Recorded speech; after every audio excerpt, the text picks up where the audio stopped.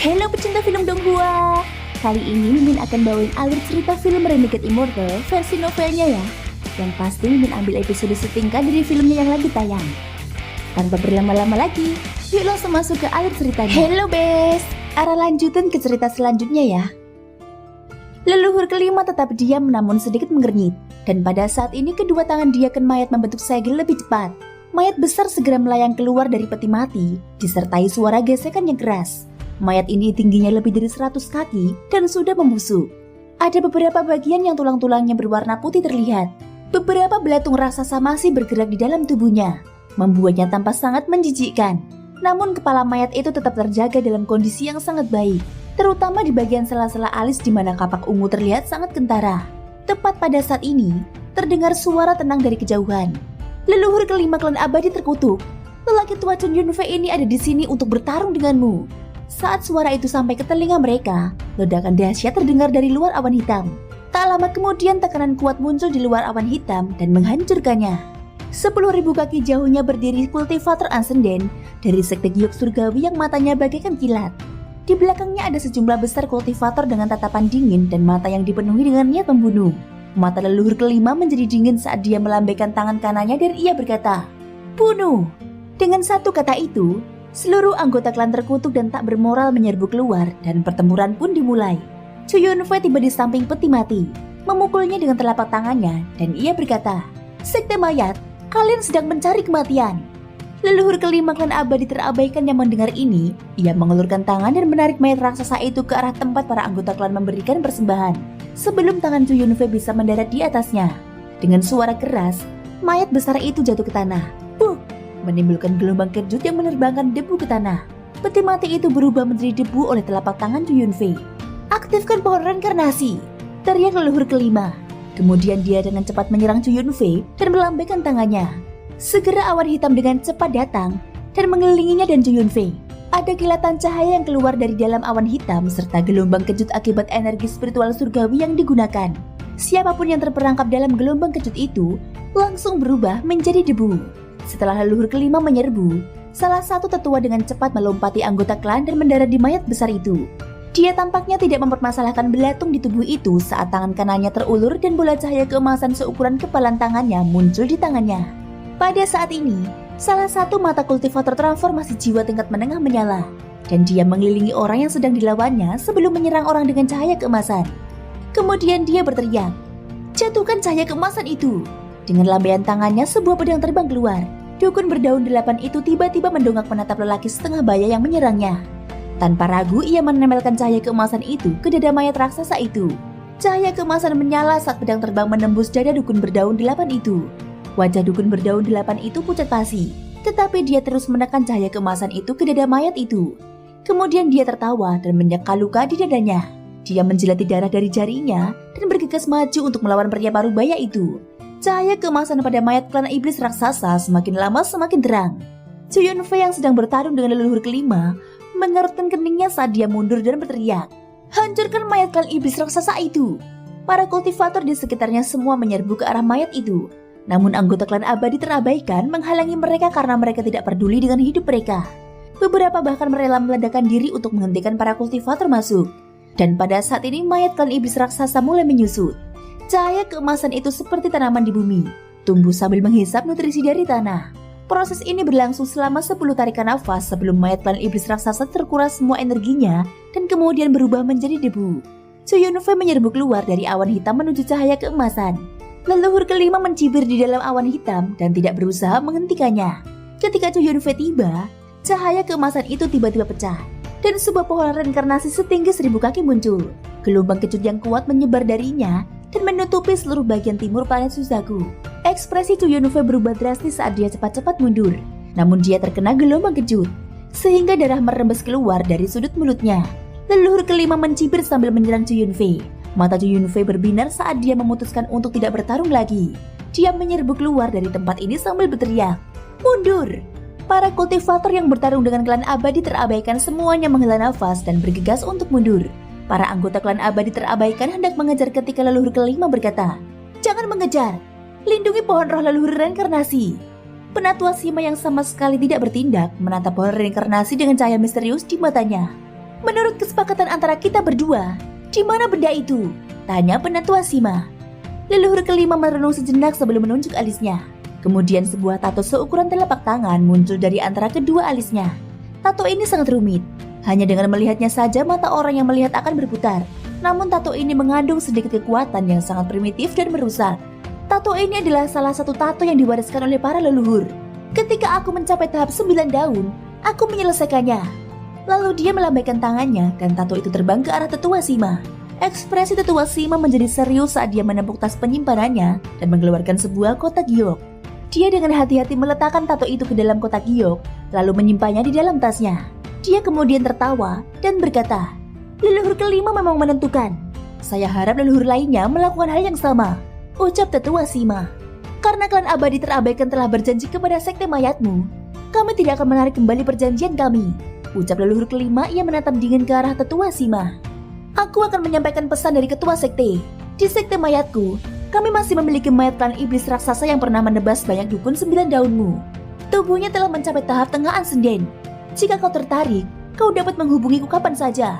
Setelah mengatakan itu, Sima langsung pergi tanpa menunggu jawaban dari leluhur kelima. Kedua diakan mayat itu segera mengikuti dan mereka bertiga menghilang dari awan hitam. Pemandangan yang sama juga terjadi di tepi utara, selatan, dan barat benua Suzaku. Sayangnya selain Zukushi yang berhasil menghancurkan pohon reinkarnasi di barat, selatan dan timur juga gagal. Namun pemandangan aneh terjadi di pohon utara. Sosok Situnan bergerak seperti hantu dan diam-diam memasuki kabut hitam. Bahkan leluhur keempat yang bertanggung jawab atas tempat ini menyadari kedatangannya. Saat pohon roh leluhur reinkarnasi mulai tumbuh, Situnan masuk ke dalamnya dan menjadi seperti parasit. Dia menyerap semua nutrisi yang diperuntukkan bagi pohon itu, menyebabkan tunas pohon roh leluhur reinkarnasi yang sangat langka itu roboh. Adegan ini membuat semua anggota klan abadi terabaikan tercengang. Leluhur keempat yang marah harus mengorbankan tato untuk akhirnya menemukan Situnan. Situnan menertawakan leluhur keempat dengan angkuh. Ia segera menghilang, hanya menyisakan suara di angin. Rambut leluhur keempat klan abadi terabaikan memutih dan matanya merah padam hingga darah hampir menetes keluar. Dia meraung saat dia menyerbu dan mengejar Situnan. Situnan tidak hanya melahap pohon reinkarnasi tetapi juga roh leluhur. Ini adalah salah satu dari 5 roh leluhur yang telah dipelihara oleh klan abadi terabaikan selama puluhan ribu tahun. Setelah roh leluhur tumbuh dan kemudian digabungkan dengan mantra khusus, ia dapat memanggil tubuh roh dari kehampaan. Tubuh roh tersebut kemudian akan menyatu dengan roh leluhur untuk menciptakan dukun berdaun 10. Namun roh leluhur baru saja dilahap tepat di bawah hidungnya. Kepalanya dipenuhi amarah dan amarahnya telah mencapai batasnya. "Aku akan membunuhmu," teriak leluhur keempat sambil mengejar Situnan seperti orang gila. Situnan melarikan diri dengan sangat cepat sambil tertawa. "Hahaha, metode susahku generasi pertama agak tidak tahu malu. Tetapi lelaki tua ini menyukainya. Ketika lelaki tua ini memiliki tubuh, aku dapat mengajarkannya kepada Wang Lin dan kita berdua dapat melahap roh leluhur. Meskipun aku khawatir dengan tingkat kultivasi Wang Lin saat ini, dia tidak dapat menahannya," ucap Situnan dengan seringai di wajahnya. "Aku akan membunuhmu." Raungan keras dari seseorang yang hatinya sepertinya terkoyak datang dari belakang Situnan. Kebencian yang datang dari belakang Situnan tidak dapat dijelaskan dengan kata-kata. Wang Lin sudah mendengar suara gemuruh dari kejauhan. Dia segera menyingkirkan nyamuk itu dan dengan cepat terbang ke samping. Ketika indera kedewaan Situnan menyebar, dia menemukan Wang Lin dan berteleportasi kepadanya. Dia muncul di samping Wang Lin dan dengan cepat berkata, "Kamu terlalu lambat. Aku akan menggendongmu. Ada anjing gila yang mengejar kita. Begitu lelaki tua ini memiliki tubuh dan telah mencerna kekuatan dari roh leluhur, aku pasti akan merebus anjing gila kecil itu," ucap Situnan. Kemudian dia meraih Wang Lin dan segera terbang. Kecepatan Situnan sangat cepat. Dalam sekejap mata, dia dan Wang Lin telah meninggalkan benua Suzaku dan sedang dalam perjalanan menuju kutub utara. Leluhur keempat klan abadi terabaikan tampaknya bertekad mengejar Situnan. Saat Situnan terbang, ia sama sekali tidak menunjukkan rasa takut. Ia sering melambat untuk memberi kesempatan pada leluhur keempat itu untuk mengejarnya. Orang tua ini telah melahap roh leluhur mereka dan kemudian, setelah aku menyatu dengan tubuh itu, aku akan melahap anjing kecil gila ini juga. Ini akan mengurangi waktu pemulihan dengan sangat cepat. Aku akan mendapatkan keuntungan secara pribadi dan memusnahkan seorang dukun yang kekuatannya mirip dengan seorang kultivator ascendant. Jadi dapat dikatakan bahwa aku tidak melupakan kebaikan Suzaku generasi pertama, ucap Situnan. Dia sambil tertawa. Negeri api utara kecil berada di ujung utara planet ini. Di sanalah Suyu dulu berada. Es di sini tidak pernah mencair sejak para petani datang ke planet ini. Angin dingin menderu sepanjang hari dan daratan dipenuhi es. Dari kejauhan terlihat awan kabut biru tua yang mengambang di sekitar area tersebut. Kemanapun kabut ini pergi, semua yang bernyawa akan mati. Kabut dingin ini disebut kabut 9 Li. Kekuatan alam misterius ini hanya muncul di tempat yang sangat dingin. Selain menghancurkan segalanya, kabut 9 Li mempunyai efek lain, yaitu menyedot apa yang tidak dapat diserapnya dan perlahan-lahan menyempurnakannya. Negeri api utara kecil sangat luas. Ketika Suyu berada di sana, mereka hanya dapat menjelajahi sepertiga dari daratan itu sebelum mereka tidak dapat masuk lebih jauh lagi. Jadi mereka akhirnya membangun negara mereka di perbatasan wilayah ini. Namun beberapa kultivator yang kuat mengetahui bahwa di pusat negeri api utara kecil terdapat hamparan es merah. Es di sana tidak dingin, melainkan panas seperti api. Ini adalah kejadian yang sangat aneh. Api yang ada di dalam es membentuk kekuatan yang dapat membuat orang-orang takjub. Oleh karena itu para kultivator di planet Suzaku menamai tempat ini sebagai negeri api utara kecil. Pada saat ini, di negeri api utara kecil terbaring tubuh seorang anak laki-laki yang diselimuti kabut 9 Li. Anak laki-laki itu sangat tampan, tetapi dia memiliki ekspresi yang sulit. Dia kadang-kadang membuka mulutnya untuk mengeluarkan seutas gas hitam yang akan mendorong kabut 9 Li menjauh. Namun saat kabut 9 Li disingkirkan, ia akan kembali dan perlahan-lahan memurnikan anak itu. Anak laki-laki ini adalah anak iblis yang dilepaskan oleh pemimpin sekte mayat, Sun Tai, untuk melawan leluhur klan iblis raksasa. Anak iblis ini sangat aneh. Dulu tubuh leluhur klan iblis raksasa hancur karenanya. Kemudian leluhur klan iblis raksasa terpaksa melarikan diri dengan jiwa asalnya dan akhirnya menggunakan tempat ini untuk menjebak anak iblis itu. Kalau saja Sun Tai tidak diusir oleh kekuatan garis keturunan leluhur klan iblis raksasa, maka dengan kendali Sun Tai, anak iblis itu tidak akan terperangkap. Asal-usul anak iblis ini sangat hebat. Semuanya dimulai dari sekte mayat. Sekte mayat adalah sekte yang sangat besar.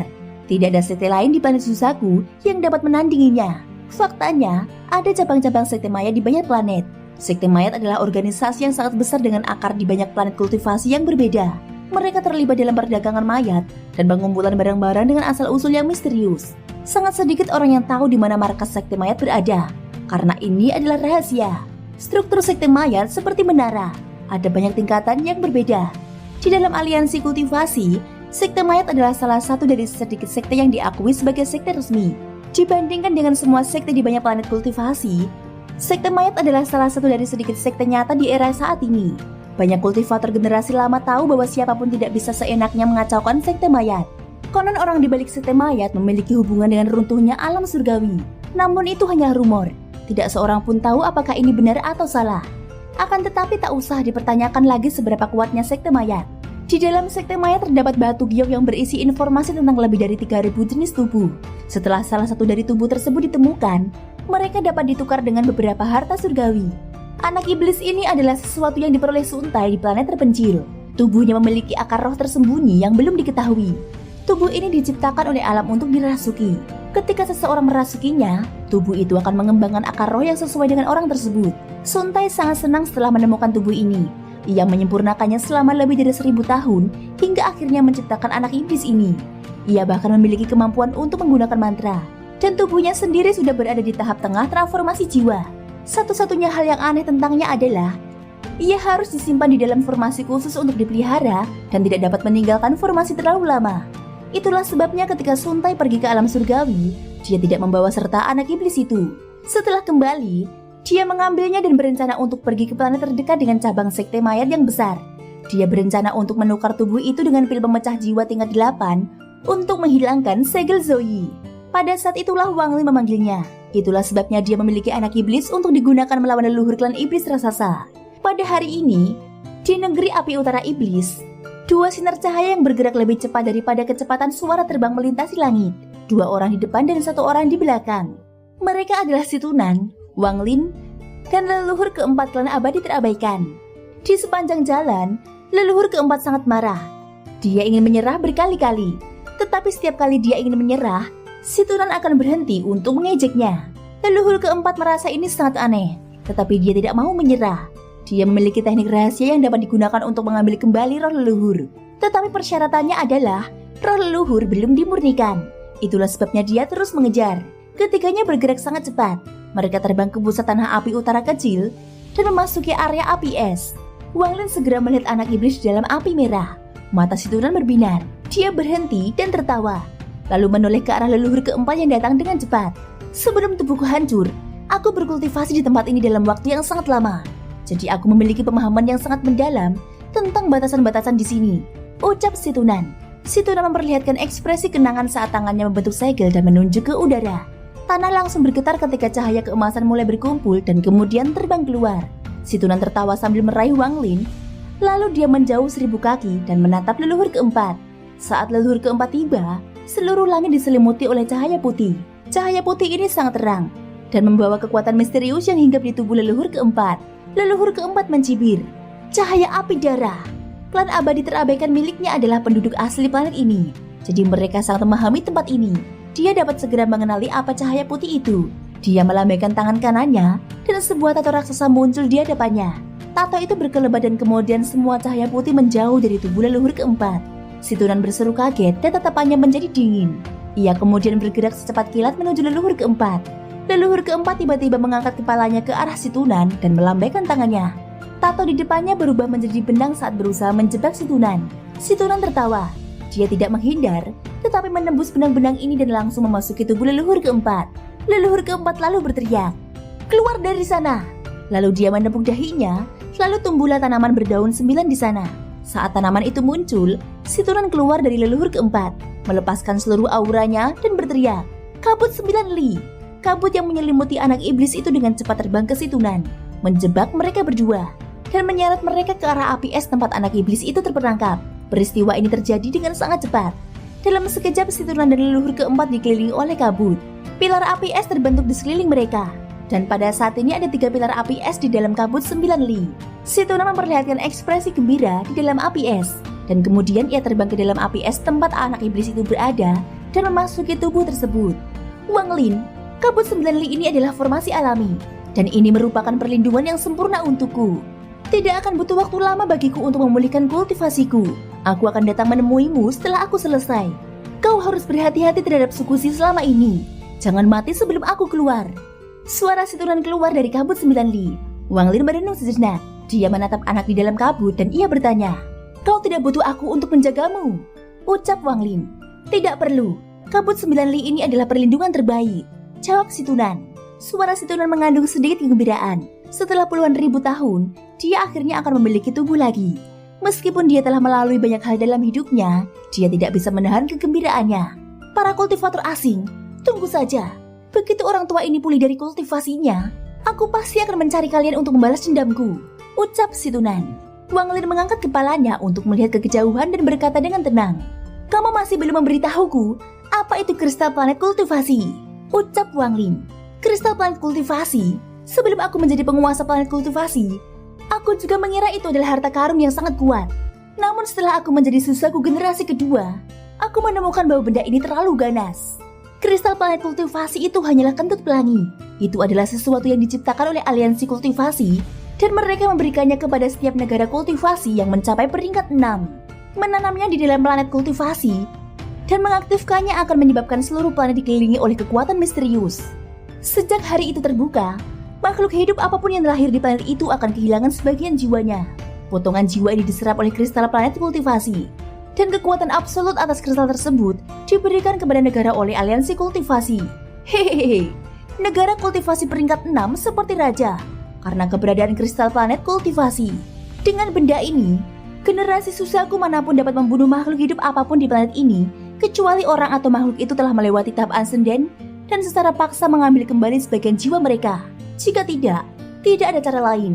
Namun spekulasiku adalah bahwa kristal planet kultivasi bukanlah rahasia di banyak planet lain dan orang-orang telah menemukan cara untuk mengatasinya. Atau kalau tidak akan banyak negara peringkat 6 yang digulingkan oleh orang-orang di planet mereka sendiri. Ketika aku menjadi susaku dan mengetahui hal ini, aku diam-diam menyabotase dan menyegel kristal planet kultivasi. Meskipun kristal itu masih dapat menyerap potongan-potongan jiwa, kristal itu tidak dapat digunakan sampai segelnya rusak. Inilah sebabnya mengapa planet susaku saat ini sangat berantakan. Jika tidak, planet itu akan sekuat dru besi. Hahaha, semua susaku setelahku pasti membenciku karena ini. Tapi aku tidak suka kristal jelek itu. Setelah mendengar ini, ekspresi Wang Lin tidak dapat menahan diri untuk tidak berubah menjadi jelek dan hatinya bergetar. Kemudian Wang Lin bertanya, "Jadi jika Sukusi berhasil menguasai kristal planet kultivasi, dia hanya perlu satu pikiran untuk membunuhku?" Tanya Wang Lin.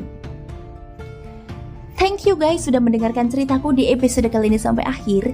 Ikutin terus kelanjutan episode berikutnya ya. Semoga hari kalian menyenangkan. Sampai jumpa dan bye-bye.